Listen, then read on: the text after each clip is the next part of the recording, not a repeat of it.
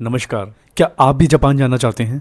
तो मेरी इस वीडियो को बिल्कुल लास्ट तक देखिएगा, क्योंकि मैं आपको बिल्कुल फैक्ट्स के बेसिस पे बताऊंगा कि किस तरीके से कुछ सालों में आप खुद को जापान जाने के लिए रेडी कर सकते हैं। मामला क्या है, आइए समझते हैं। दोस्तों, जापान की सबसे बड़ी बैंक MUFG ने भारत की श्रीराम फाइनेंस कंपनी में 20% यानी कि 40,000 करोड़ रुपए की हिस्सेदारी ली है। ये भारत के फाइनेंस सेक्टर में अब तक का सबसे बड़ा इन्वेस्टमेंट है। साथ ही टोयोटा और सुजुकी भी आने वाले फ्यूचर में करीबन $11 बिलियन का इन्वेस्टमेंट करने वाले हैं। दरअसल जापान चाइना की टेंशन और पॉलिटिक्स से तंग आकर अपने लिए एक स्टेबल और सेफ इन्वेस्टमेंट पार्टनर ढूंढ रहा है खुद के बिजनेस को फैलाने के लिए, और इसे कॉर्पोरेट भाषा में चाइना +1 स्ट्रेटेजी बोलते हैं। और अगर लोकेशन के हिसाब से देखें तो जापान एक आइलैंड कंट्री है और इंडिया से बेहतर इन्वेस्टमेंट इसके लिए और कोई नहीं हो सकती। अगर इसे और ठीक से समझा जाए दोस्तों, तो जापान के पास इंडस्ट्री, टेक्नोलॉजी और इन्वेस्टमेंट तो है, लेकिन उनके पास नहीं है केवल वर्क फोर्स। जी हाँ, वहाँ पे मोस्ट ऑफ द जो पॉपुलेशन है वो 50 से 55 के बीच है। तो जापान का मार्केट श्रिंक हो रहा है और एक आइलैंड कंट्री होने के नाते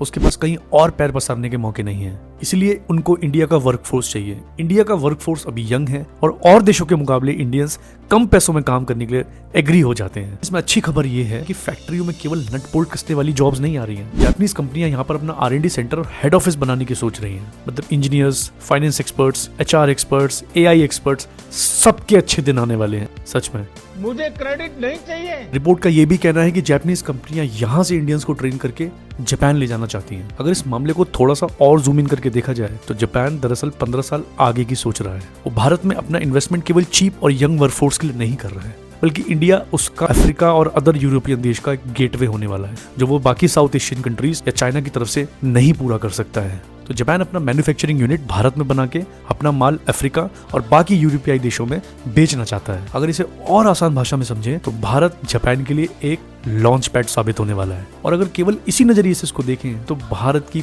5 उंगलियां घी में है। कुल मिलाकर बात यह है कि जापान से अच्छी इन्वेस्टमेंट इंडिया में आ रही है। यहाँ फैक्ट्रियां लगने की बात हो रही है, यहाँ के लोगों को ट्रेन करके जापान ले जाने की बात भी हो रही है। और इसमें सबसे अच्छी बात यह है कि जापान इस मामले में बहुत ज्यादा सीरियस है। तो अगर आपने अभी तक जापानीज लैंग्वेज सीखने के बारे में नहीं सोचा है तो यही टाइम है। सायोनारा चीन, नमस्ते इंडिया।